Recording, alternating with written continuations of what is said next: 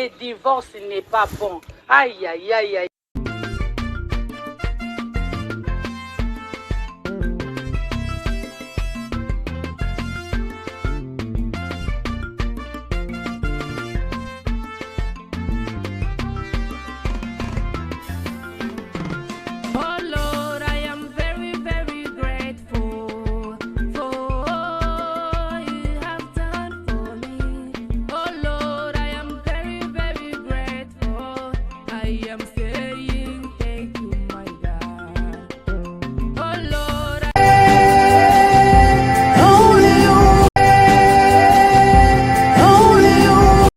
Papa ya kimia ya boboto vraiment thème kitoko tozo partager lelo le divorce n'est pas bon. Aïe aïe aïe aïe. Ngai maman, la Bible nous dit femmes soyez soumises. Femmes soyez soumises, mari aimez vos femmes. Bande konangai maloba oyo ya Nzambe e koma lokola sinogon na miloko na biso e koma lokola eloko ya kosakanela et comment le kola lisam ne comment le kola lisapo non motema ensemble zolela Bible ko sakate maman na bela zo ebisa biso na maloba nyoso pe na ba partage nyoso tozo partager en tout cas bande konanga na ko sabino te soko ke ko luka mona kata Bible okuta mu et loko moko te to partage ka awa ezangi na kati ya makomi na Nzambe. Femmes soyez soumises. Où est la soumission? Il y a maman. Il y a femme, où est la douceur? Il y a maman sage, il y a maman, moi si ma yele, maman bizalele. Soumission et ke wapi na kati ya mapota na biso, ya ba famille na biso. Biloko nini otozolia na bamboka bapa ye komisa biso mitema moto. Seigneur asala biso ngolu. Soki to mela kango ya komela, soki to niata kango ya koniata, soki to lia kango ya kolia, na pokwa na lelo mama to renoncer s'il vous plaît. To renoncer parce que ba retomber bazali. To renoncer parce que eza na babato yo bazo futa ba poka se wana na pokwa na lelo tozo partager za bana na biso. Mama, motema ya mwasi ya munene oyo azalaka nango wana. Eza wapi na pokwa na lelo yango yo toyoko partager. Pourquoi esengo, humilité, joie, amour vrai, amour sincère et sili na mitema na batu. Tozo mona lelo partout, tozo loba le temps de la fin. La nature nous enseigne. Makambo tozo mona lelo na nature. Oyo tozo kuta nango lelo zo enseigner biso te. Mais biso tozo tala kaka ba séparation. Tozo tala kaka ba divorce. Non ba ndeko na ngai. Nzamba zo sepela te. Pourquoi nazo lobela vraiment mingi likambo wana ke nzamba zo sepela te? Parce que ça na ba yekoli ya Jésus. Batuna ka Jésus Christ motuna wana. Batuna ka Jésus Christ motuna wana ba bi Seigneur. Sikoyo lobi nini pona mwaso ya sali adultère na kati ya ndako libala. To sala na ye nini? Na kobakisa na langage lisusu. Seigneur, moi si oya sali mabe na kati ya mariage. Olobi nini, mibeko nini tokoki kokatela ye. Yoka réponse ya Jésus Christ de Nazareth. Azongi sela ba yekoli na ye alobi. Moto yo mwasi na ya sali mabe. Soki akoki ko bengana, abengana ye. Soki pe akoki ko boya ko bengana ye, ko limbisa ye, alimbisa ye. Mais du moins, na koloba na bino boye. Moto ya ko limbisa mwasi na ye na mabe moko quelconque. Oya salaki, alimbisa pe abosana. A continuer kolinga ye pareil ndenga bandai kolinga ye de l'avant. Mais moto yo pa koloba keke ngala kolimbisa te, en tout cas bêtise moi si nanga sali lelo, il faut quitter, il faut bimananda kunanga kaka lelo. Na boyi te koki ko bengana ye. Mais à condition eza moko. Ce n'est pas maman Annabelle qui a dit ça. C'est la Bible qui nous dit, c'est Jésus-Christ qui avait répondu na ba disciple na ye.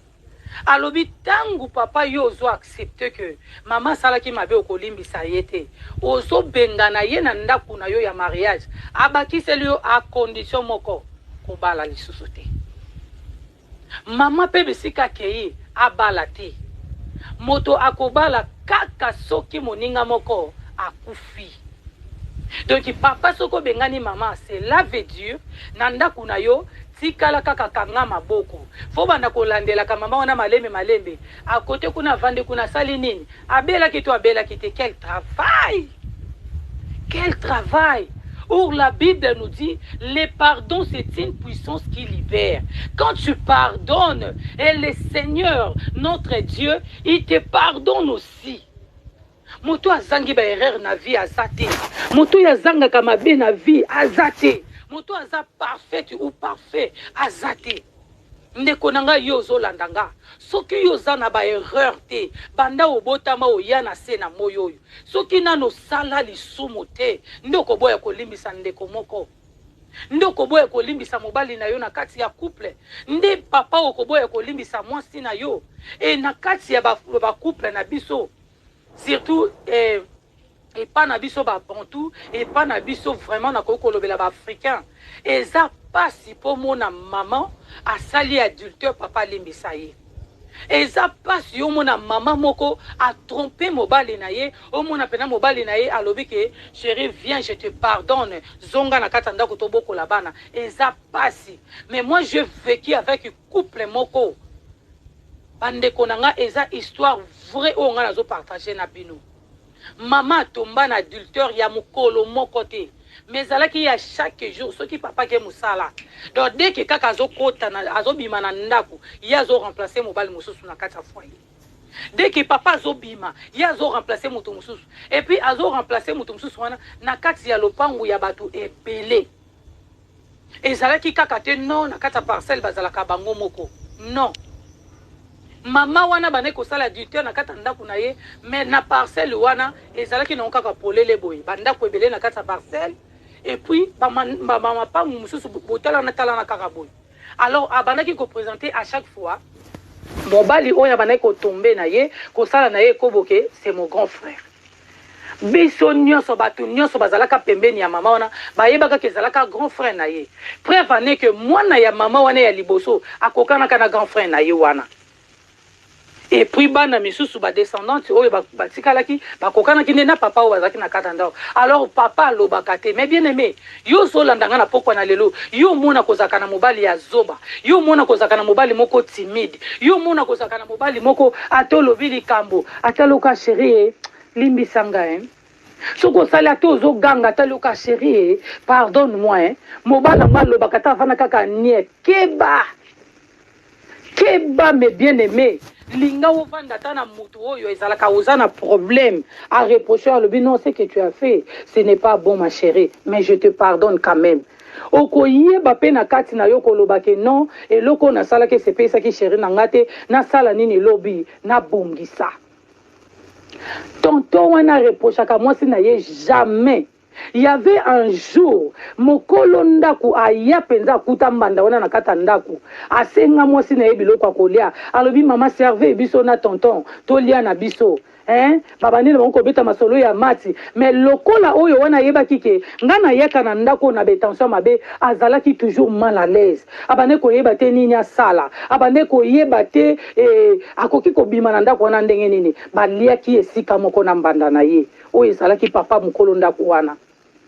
Alors nami tuna bango mibale na mama na muto ya bandeko ya kokota bayeba kikaka ke papa mokolo ndako wana aza bleu ayebe lokote nzoka la sagesse eza eloko oyo epesaka mutu sans ki bo moto mususu oyo bato bakoko comprendre te okoki kozala na o mayele okoki kozala mutu tanga ba classe ebele okoki kozala mutu oyo oza na ba bagage oza na musala otambola koza na vie ya bien mais soki oza na manque ya sagesse tala ndenge mayele na yo ekobima pamba ekobima eloko te na miso ya bato me bien aimé papa wana bandaki koloba te mais bato kaka peme bato bazoloba na se mais moi soyo likambo nini yango.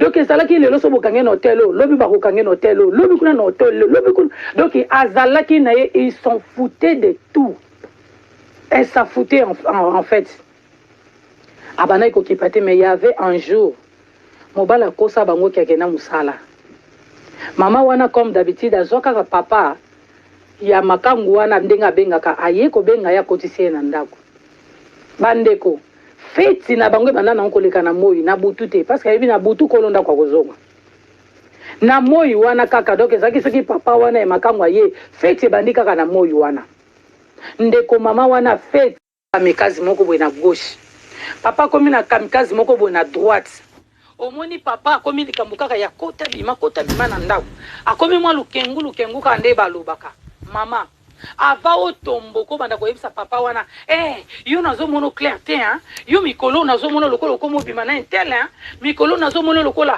oliaka eso malamu to banda koswanisa papa mama examine toi-même eloko na memeli biso na pokwa na lelo sala examen de conscience mobali nanga bimili banda namonaki kombo ya intel moko boye na kati ya telefone na ye mutu wana na kati akupe leso na yebi ete soki aza semeki na nga soki mpe azaleki ya mobali na nga soki aza nani relation na ye nayebi te mais pourquoi mon mari me trompe mama soki ozongi na kati ya examen na yo koswana vaiki te eza na importance moko te kotomboka na yo yango te kochange situation ya couple na bino ofandi nano yo moko nasali nini banda nano eloko ya liboso contrôler langage na yo est-ce que nasololaka bien est-ce que na répondaka papa malamu soki otali kote kuna omona oza sans faute okoti kota mbeto est-ce que nasepelisaka vraiment papa